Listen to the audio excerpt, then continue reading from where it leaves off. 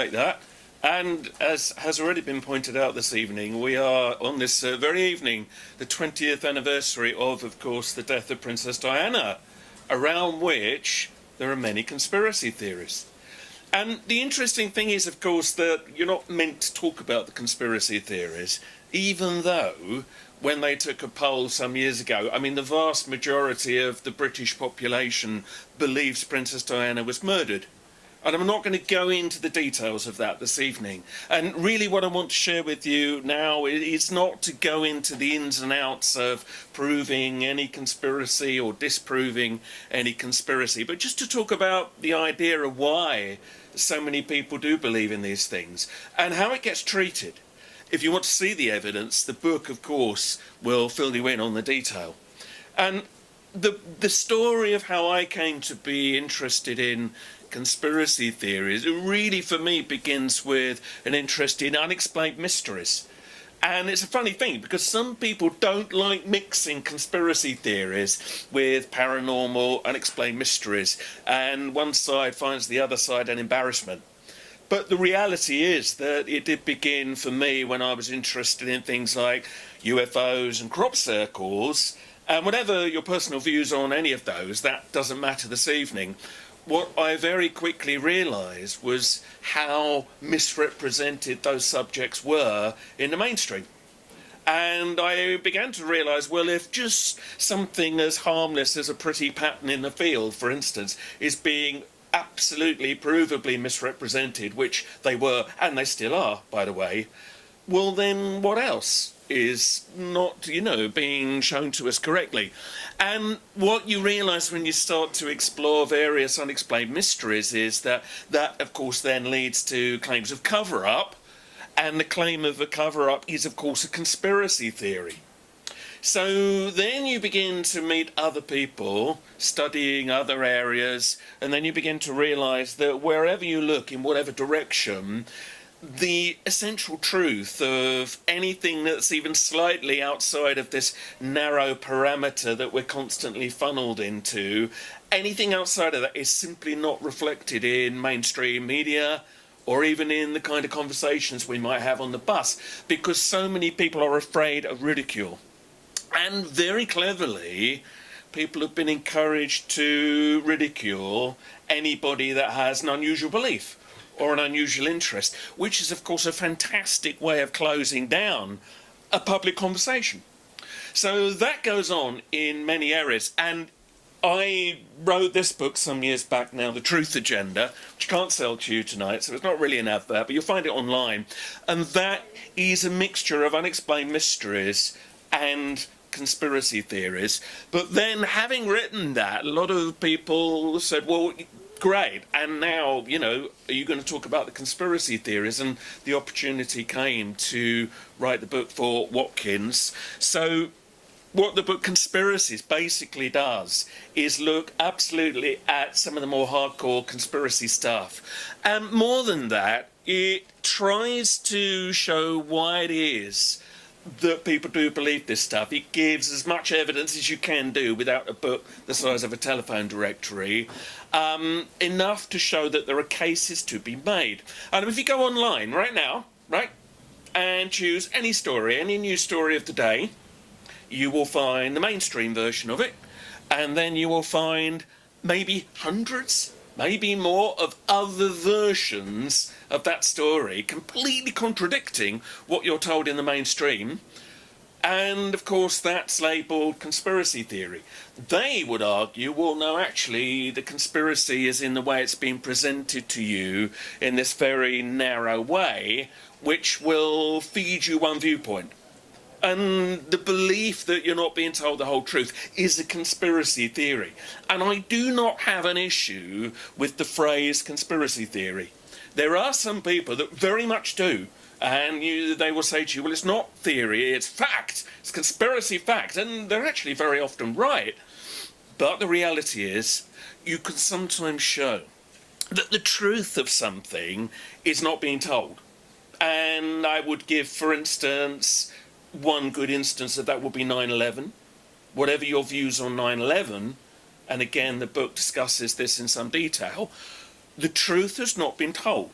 And the official story of 9/11 simply does not address so many anomalies. And when you stack up the anomalies, you realise, well, okay, so whatever's happened in reality is not the version we're being told. And of course, the central accusation of many people is that somebody within command and control in America and maybe beyond helped it to occur for their own agendas, for their own reasons. So the problem you've got there is, so you can say, well, it was a conspiracy, whether bin Laden organised it or whether it was organised by some other powers that we don't yet understand. Either way, it was a conspiracy. But absolutely then being able to prove exactly what did happen when you weren't actually there, now that's difficult. And that, of course, then needs a degree of theorising. And that's where you get into conspiracy theory. Now, to me, that seems perfectly reasonable. You must theorise to some degree while making a case that there is something that really needs looking at. So, to me, I don't have an issue if somebody says, well, that's just conspiracy theory. My response to that is, and your point is? And the next question is, and have you looked at the evidence? And 9 times out of 10, the people trying to close down a conversation about conspiracies have never looked at the evidence, or they've only seen what they've been fed in the mainstream media, which is, of course, purely one version which is designed to make us all go back to sleep. So that's the essence of conspiracy theory. And in the book Conspiracies, I was quite careful to show how modern conspiracy thinking is nothing new. This has been going on maybe forever. And, I start with looking at the general idea of what conspiracy theory is and what it means to different people, and how conspiracy theorists are labelled usually as psychologically damaged and rather dangerous people. Although, interestingly, the reasons that the academic world gives for labelling those people that way, you could equally apply all back to the academics themselves. Everyone has a narrow view, and the secret is to widen it out and blend it. But it's not new. You can go back to the Roman Empire, for instance, and that is full of plots and conspiracy theories and assassination attempts. And when you look at what people believed back then, because a lot of people say today, well, we live in a post-truth society full of fake news. Like this has never happened before. Right, post-truth as a phrase is utterly meaningless, right? All it means is we've now finally admitted that basically nobody ever tells the whole truth in places of high office. People knew that 2,000 years ago. Edicts that went out from Roman emperors were immediately assumed to be lies very often, and we know this because you've got writings of the time, and you will find lots of alternative theories. And I mean, the classic is the Great Fire of Rome, and you'll always see Emperor Nero playing music, and he is quite happy that his city is burning around him. Well, that's because the central accusation at the time was that he had given orders to torch the city.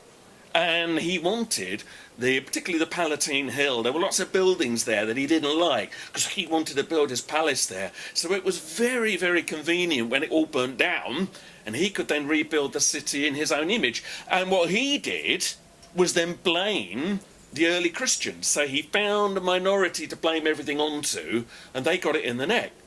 But even though, of course, nobody's going to go too publicly against the emperor, because then you'll be next for the chop, actually a lot of people knew the whole thing was rubbish, it was a setup. And you'll find that over and over in history, that actually the public very often does not believe the official stories they're fed, but they have to go along with them to some degree, and partly because we are encouraged to self-police each other, because of the fear of ridicule, because of the fear, especially in earlier centuries, of literally being locked up or, losing your head. And there are some countries today in the world where that is still the case.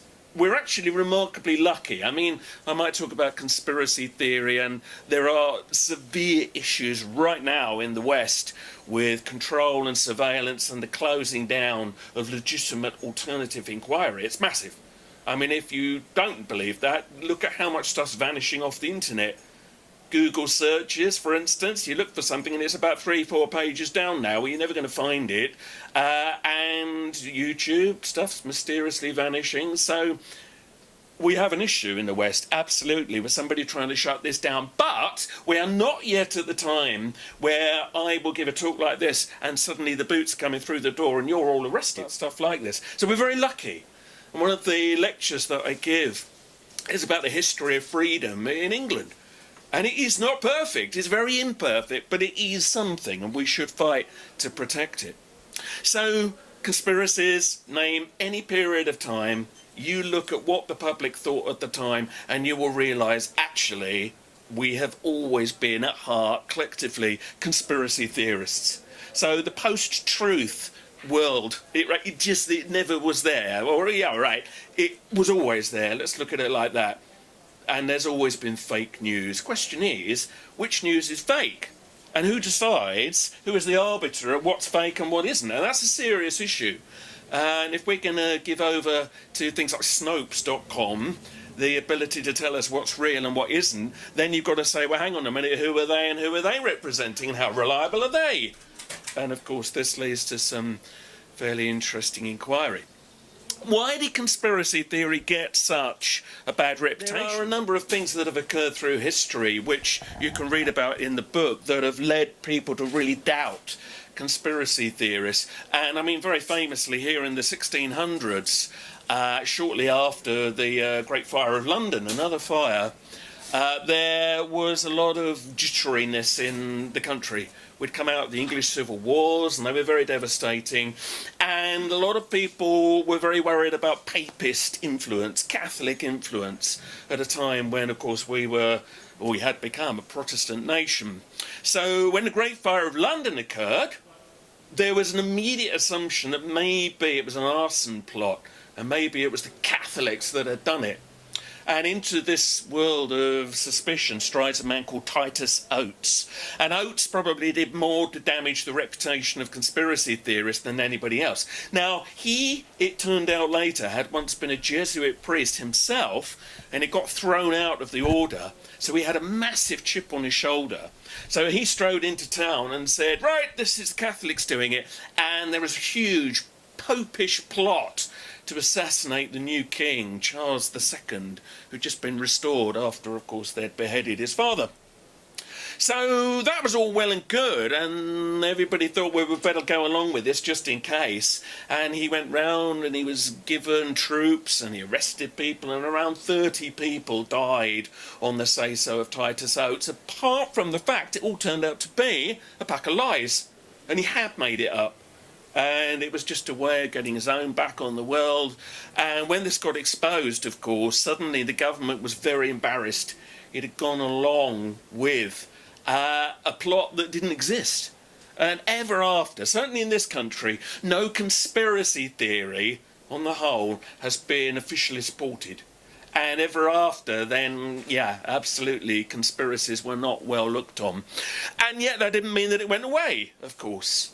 And I mean, it's never gone away, and that's the point. But what happened was it went underground. And then, if you roll forward to modern times, suddenly, I mean, okay, you know, the printing press had already seen distribution of pamphlets that were seen as, you know, absolutely outrageous at the time because they were giving out conspiracy theories. But in modern times, the internet, of course, suddenly offered a voice to all this stuff that had been pushed underground for so long. And that has enabled conversations you probably couldn't have had on the same level just a few decades ago. That's why they're trying to stick the genie back in the bottle right now by suppressing this information. And they're doing it quite cleverly. They're not going to ban the internet. They'll do it very subtly, and they'll bring in new systems on the internet, for instance, whereby all the mainstream websites will be very slick and it'll be very fast. All the alternative stuff's gradually going to get pushed down to a lower tier, not quite on the level of the dark web, but, you know, a lot of people will never find it. So we had a brief window, and we're still in that window, but it's closing. But it has enabled all this talk of conspiracy to actually come out and be laid on the table. Thank goodness. Because there's no point pretending it's not going on. And that, to me, is the most dangerous thing of all. George Bush's government labelled basically conspiracy theorists as extremists on a level with terrorism, and David Cameron more or less backed up that view in later comments. And the problem is, if you push something underground, yeah, you're more likely to then create real extremism. You're not seeing extremism in the conspiracy world here. You're just seeing people wanting to know what's really going on. And that doesn't mean that their views are correct, but they should at least be living in a society whereby they can share it. Because when you look at, go back to Princess Diana, how many people believe she was murdered? Well, it's a majority of the population. But apparently, you're not meant to talk about that. 9/11, when they had the 10th anniversary of 9/11, a number of polls were taken around the world. And if you stick them all together, around 50% of the world's population does not believe the official story of 9/11. There are variations within that group as to what they do believe, but they don't believe the official story. That's a serious issue. And to then tell us we must not question it and we must not talk about it is not healthy. So in Conspiracies, for instance, I use 9/11 and go into it in quite some detail, as I already had in the Truth Agenda, but I kind of take it from a new angle in Conspiracies as something that we've all seen, we all know the basics of, but if you can show that even some of it is not correct, which you can easily show, whatever the truth of who really did it, you can categorically demonstrate the official story is not correct, then you are setting people at least onto a path where they might wake up and realise that they need to consider some of these areas that are labelled alternative. Another classic conspiracy theory is the moon landings one. People laugh at the theory that we never really went to the moon and it was all faked in a studio. Which, if you haven't heard before, again, is actually, I think at the last count, 25% of British people, anyway, do not believe we went to the moon. That's an awful lot of people. And then you can laugh, and some people say, well, I know it happened because I watched it on the telly. That's not quite proof, of course, just because you watched something on telly and you saw a few blurry images. So the problem with that is, but at the same time, the gift of the moon landings theory is that when you start to look at the evidence for the moon landing, some of it is shaky. Some of the images are clearly dubious, and you can absolutely demonstrate NASA has faked at least 3 images, because you can find the source material that they've used to make and then a montage, and you know, there's a classic image of Michael Collins spacewalking, which it turned out actually it was an original photograph of him that in a test aeroplane, and they cut him out and stuck him on a black background. So if it can be done that cheaply, how do you know that all the other Apollo pictures are true? I mean, you don't know. What the gift of it is, and I don't know whether we went to the moon or not, but I certainly go through a lot of the evidence which challenges, again, the official story. The gift of it is that if you can suddenly realise that something so mainstream that a lot of people have just grown up with, we went to the moon, if you can show, actually, have you looked at the evidence because it doesn't stand up, you go, oh, well, actually, it doesn't stand up, or at least, you know, there's a huge hole in our knowledge here. And then you have to consider that maybe lots of other things are not true either. But some people say that's subversive. That's a dangerous way to think. But you can look at that another way and say, yeah, but it also wakes you up to realise that you constantly need to keep a questioning mind. You need free thinking. You need critical thinking. And I'm not uncritical of the conspiracy world. I see some theories that, to me, don't appear to have evidence, for instance. There must be evidence. You can have a belief, and that's fine. If there's no evidence, you can't go around shouting at other people that they must believe you. So, you know, that is an issue that needs addressing. But there are some areas where there very, very clearly is evidence. And again, a mainstream conspiracy theory was the death of Dr. David Kelly, the UN weapons inspector, who you may recall said at the time of the, the Iraq invasion, 2003, and the war and all of that, he said there are no weapons of mass destruction. Now, we all today, we know there were no weapons of mass destruction. But at the time, that was a very dangerous thing for him to say, because, of course, the governments were using that as the reason to go into Iraq. So when he had spoken to the BBC and then the Blair administration had exposed him and then he was hauled up before parliamentary committees and all very embarrassed when he was then found dead in the woods. I mean, I remember quite vividly, even at the time, most people went, oh, well, they did him over, didn't they? Because the official view is it was suicide, of course. But then you look at the evidence, and the evidence that it was suicide is very scant. And even Norman Baker, then an MP, right? An MP wrote a book called The Strange Death of David Kelly, basically saying he was murdered. So when MPs start saying this, you begin to realise, okay, there's a whole other side to this. And again, you look at the polls, the majority of people believe Kelly was murdered. So this is the weird thing. We live in a world where you're not meant to talk about conspiracies or conspiracy theorists, but actually at heart, we're very quickly led down that route. It is a difficult one, though, because you need to, again, have a basis for your belief. And the problem that you get is you get polarities.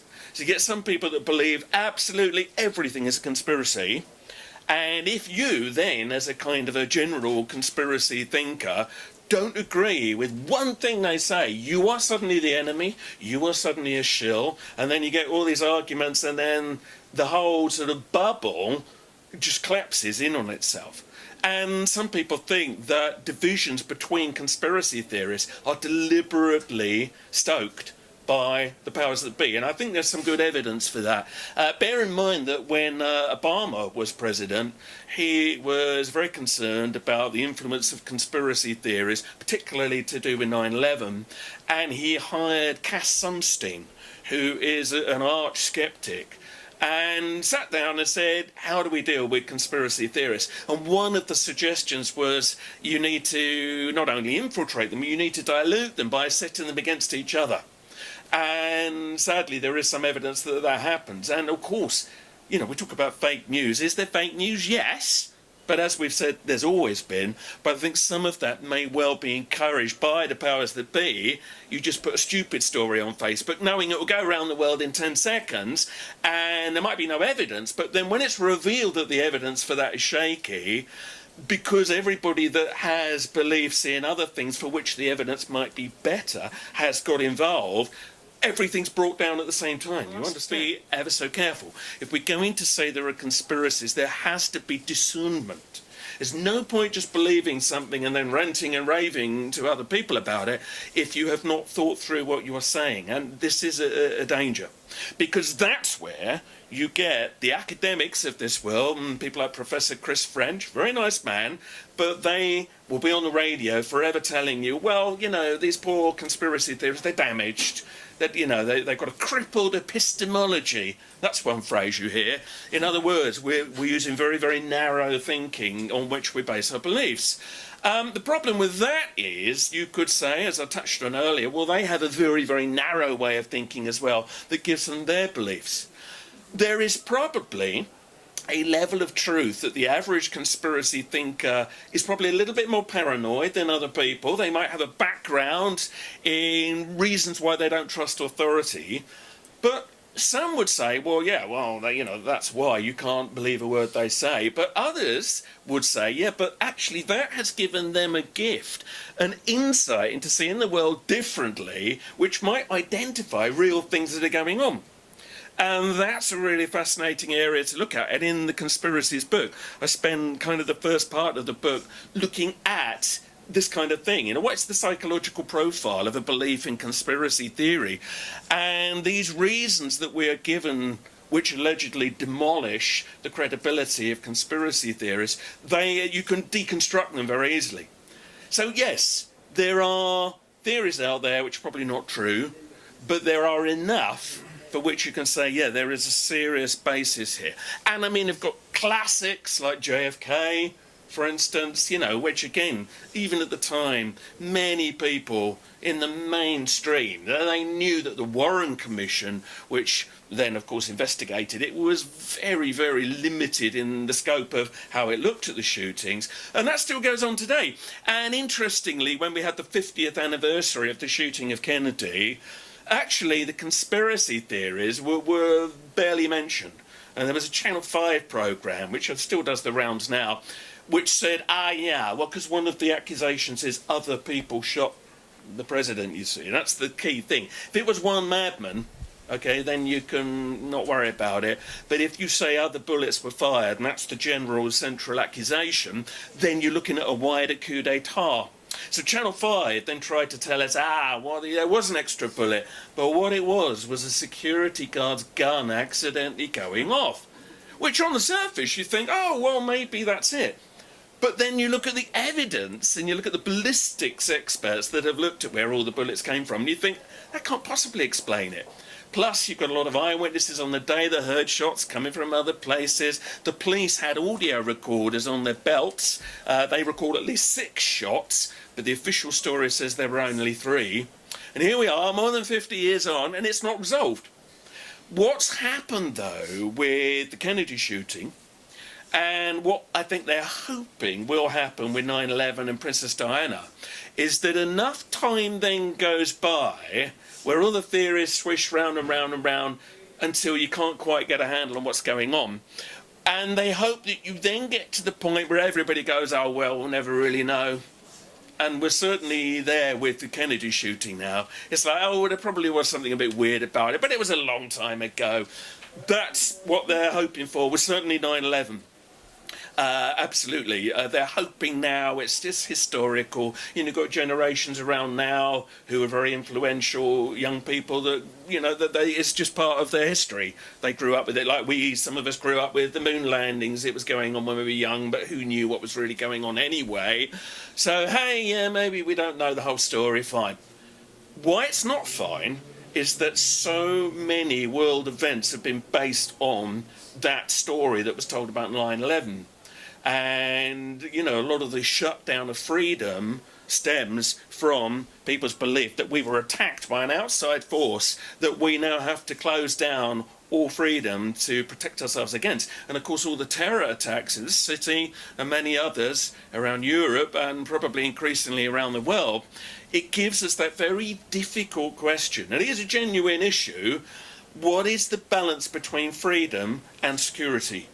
And it's a very tricky one. It's a very tricky issue because, of course, you need security.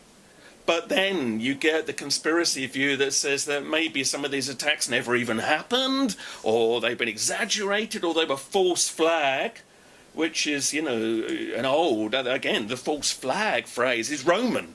It comes from when the old fleets would attack their own fleets dressed in the colours of the enemy to make it look like the enemy had done it and then justify all the wars they wanted to follow through against the enemy. So a lot of people will say all these terrible things going on now, what if they're all false flag? My view is some of them, I think certainly 9/11, very, very likely. Others, hard to say. Again, we don't know. You have to theorise to a degree. And although there are people that are very rigid in their views on these things, again, to me, if you're going to make that case, you need a lot of evidence. And there is no point quoting sources for which there is no backup. And very often what happens is that you'll get one source where somebody said something. That then gets passed around on the internet and social media as an absolute truth. And then you find what's happening is loads of different people are just quoting the original source for which you cannot then find their original reference. And that's a problem. And that's where the academics will get the knife in and say, well, there you go, you're all unreliable. So if, and I make this point very much in the towards the end of the book especially, if we want to actually make a case that conspiracy thinkers should be listened to, we've got to be as clear-minded as we can. We need to be very discerning, we need clear evidence, and maybe one day, somewhere down the line, we'll start being taken seriously. That time is not yet, but interestingly, bear in mind, the mainstream media, is actually often not the media that people are looking at. You can get an opposite problem where people are only looking at alternative media and then they're not hearing the other side of the story. So that's something else we need to try and balance. But we're now in a world where suddenly where people get their news feeds from is not necessarily one central source. And I think, again, that is why there's a desperation from the powers that be, whether you want to call them the Illuminati or the New World Order or the ruling elite or whatever, almost doesn't matter. I think there is some kind of general agreement in high places that it would be better if we were all kept stupid and we were all kept divided. Divide and rule is a very old trick, and boy does it still work. So conspiracies, in my view, are real.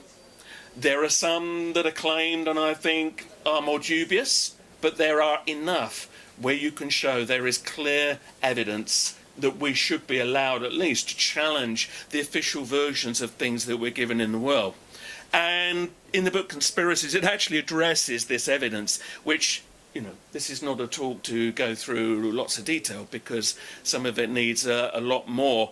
If you go on to YouTube, and it's still there at the moment, there's a talk I do called A Conspiracy History of the World. It's about an hour and a half. It does actually go into some of the detail with the images that you need to understand some of the issues. Look it up. It's had a lot of views, and so far hasn't yet been taken down.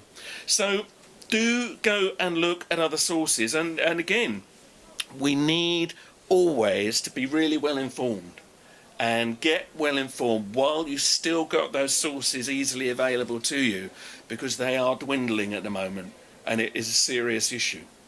So I'm going to end the main presentation there, and what I'd like to do is to open up, and if anybody has any questions or anything you'd like to share, this is your moment. For the sake of the video here, I'm being asked about mysterious deaths in various circles. There certainly has been a pattern of deaths amongst, yes, sort of people working in science and that who are more alternative-minded. Now, some would say, well, maybe it's just chance, but others think maybe not. Certainly, if you look back at some classic conspiracies, whether it be JFK or 9/11, it is interesting how there is often a trail of the dead. Say with JFK, a lot of the people that were present at Dealey Plaza where the shooting took place and saw things that don't quite fit with the official view died mysteriously early in all kinds of strange circumstances. 9/11, similarly, we have some people that were there on the day that witnessed key events that seem to have died oddly early. Now, that's not proof, but it's interesting and it's something that should be considered. And you will find this. It's funny, people often say to me, well, you know, you talk about all this stuff, don't you check your brakes every day when you get in the car? I'm nobody. All us nutcases who write books like this, we're nothing because we are nutcases and they can keep promoting us as that. The people that really need to worry are the ones who witness things or who are, yeah, at the forefront of maybe a new science that might undo a lot that, you know, a lot of money is based on, usually money and power. And yes, unfortunately, they are the ones that are more likely to be vulnerable, and I believe it does happen. Yes, there are a number of people who think the whole word alternative is utterly offensive. And I find myself using the word alternative as a shorthand, so people have got an idea of where you're coming from. But it is a problem, because as I've just touched on, what is alternative? When actually a lot of people are not even getting their news from the mainstream anymore. They're getting it from other sources that the mainstream media would label alternative. But is it alternative? It's just another news source using slightly different approaches to how it promotes the news. I think it is an issue. And it comes back to that thing of, like, some people react very sort of badly against being called a conspiracy theorist.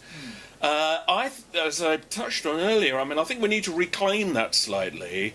You've got to be real. Some things you have to theorise about, and I therefore don't have an issue with being called a theorist.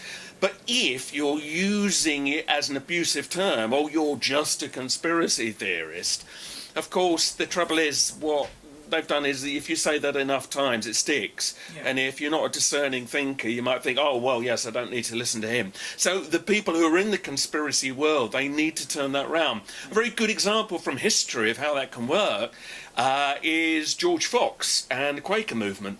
So in the 1600s, we suddenly had this breakout of all these non-conformist religious groups. And the Quakers were seen at the time as very dangerous because they didn't need bishops or ministers, and that was a threat to the order at the time. And they were criticised for being, you know, quaking in the sight of God. And Quaker was an abusive term. But actually, they were very clever, and gradually they thought, actually, why don't we just adopt that as our name? So they turned it around and said, yeah, we're Quakers. Yeah, what of it? And I said, oh, all right. So we still call them Quakers today, whether the real name is the Religious Society of Friends. And I'm not biased towards or against religion, but it's an interesting one. They very successfully turned around language that was intended to denigrate them, and actually it's become a strength. Yeah, because that word just means to plot against. It's a plot, it's a plot against, as opposed to putting forward, as I say, a challenging or...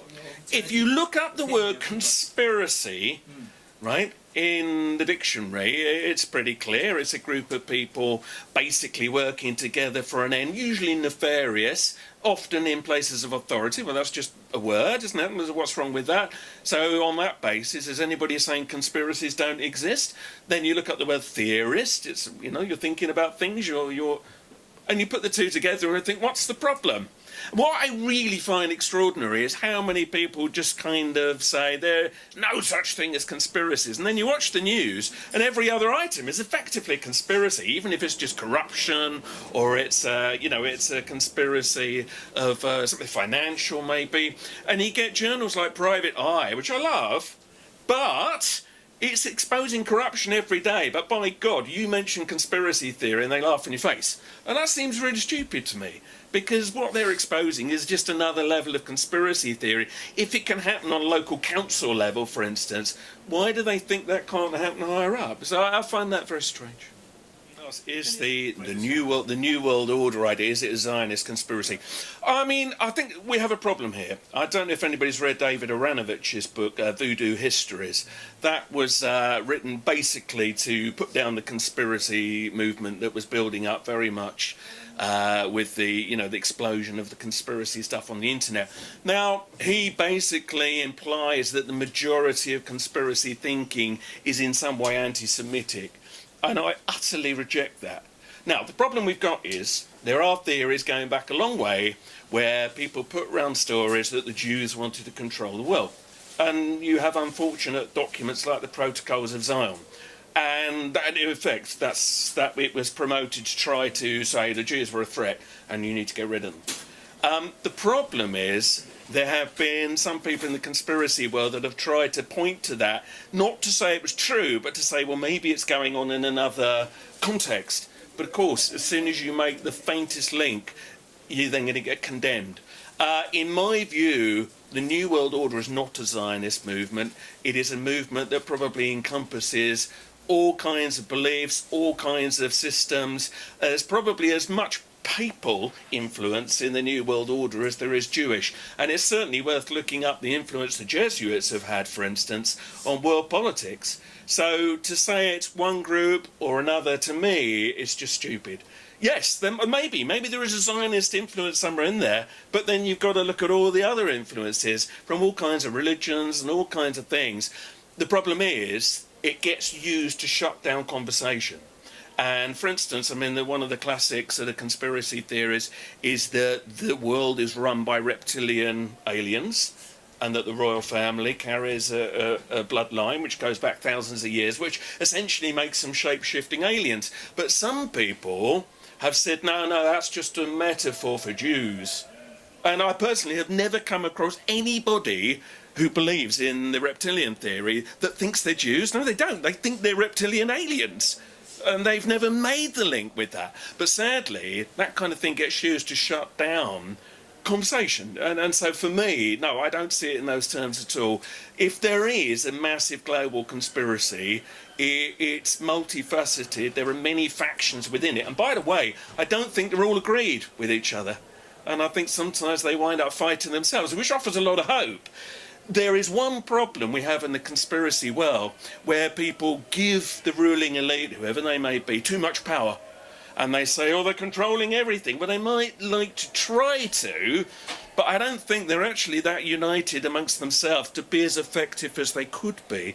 And that means if everybody else, the people that are trying to challenge what they see as their agenda, if they could be actually much more united and much more effective, you might turn the tables very easily. So the New World Order is something boasted of by many politicians. Famously, Gordon Brown, I think, gave a speech where he said New World Order about 9 times or something, maybe more, in one speech. So it's the New World Order is a real project. Do look up Terry Boardman's book, Mapping the Millennium, which traces the origins of the New World Order. H.G. Wells, wouldn't he? He believed absolutely in this New World Order project, which basically is putting a lot of power in very few hands and running the world effectively by this kind of small cabal. But he thought it was a good thing. He wasn't saying it from a point of view of an evil, we're going to rule the world. He thought it was a good way forward. Now, you can question some of the assumptions that people like Wells made. Bertrand Russell, again, wrote about the New World Order. It's not a conspiracy theory, that one. I mean, it's just reality, and it is worth tracing the origins of it. I think what's happened, though, is that other things have got brought in. People often speak about the Illuminati, as you mentioned, for instance. Bear in mind the Illuminati were a real order in Bavaria, founded in 1776, the same year that the United States of America came into being. They were shut down very quickly, in fact. They were trying to create a government behind the government, and they got found out, and it didn't last very long. A lot of people think, though, their ideals of wanting to create this tier of power that had a lot of influence that nobody had to vote for or anything, a lot of people think that then was sort of spread around the world. Are the people running the world today all members of the Illuminati? Probably not. But if you want to call them that, it doesn't really make any difference, you know. I don't think it is the X-Files model of everybody in a room smoking cigarettes and making decisions. I think they have a lot of tussles between them. But certainly, if you haven't already, look up things like the Bohemian Club, the Bilderbergs, the Council on Foreign Relations. You know, it is very clear where a lot of power is concentrated. But even there are disagreements amongst themselves. And that might be their undoing. Let's hope so. And whether you think it's just humans or whether you think it's reptilians or whatever, to me it ultimately doesn't make any difference. We, instead of just pointing the finger at the powers that be and we're not happy with their agendas and their decisions they're making, right, we have to, instead of either being in fear of them or constantly pointing the finger and externalizing all of this stuff about conspiracy, we have to step up to the plate and be squeaky clean. We have to change ourselves. We have to behave in a manner that actually holds up a mirror. If there are people that powerful and that unpleasant, the way you combat that is not to try to destroy them in the same way some people think they're destroying our free speech. You have to actually be a movement so powerful that actually they fade away, and it becomes clear that their agenda is no longer relevant in a world that is moving forward for more truth and more clarity. And I like to believe, and it's not going to happen tomorrow, but I like to believe we will come to those times. And certainly that is why I think that we should be open-minded about conspiracies. And interestingly, Watkins, and here we are in Watkins' bookshop, I mean, if you look at the backs of their books, and on the back of my own book here, it says, our books celebrate conscious, passionate, wise and happy living. Now, some people have said to me, oh, yeah, but conspiracies, it's not happy. My view is this, that if you're just going to say everything's love and light and we don't need to deal with any darkness, that's not really an effective solution either. If you've got shadows, if you have the light, have to shine the light into the shadows. Just pretending the shadow's not there and turning your back at it and carrying on allows things to grow in those shadows. So to me, if anybody is wondering, with all these very nice positive things around us, how conspiracy fits in, what you're trying to do is to apply the positive thinking and making a balance to the dark stuff. But you need to be aware of what the dark stuff might be. And even if we can't 100% define what we're up against, you can certainly see some things that need addressing. But the best way to address it is to be better than the things that you don't like. And that way, it's the classic, isn't it? You know, you've got to be the change that you want to see. So that ultimately, I think, is the message. And I can see a gentleman here now telling me I've got to stop. Thank you very much indeed.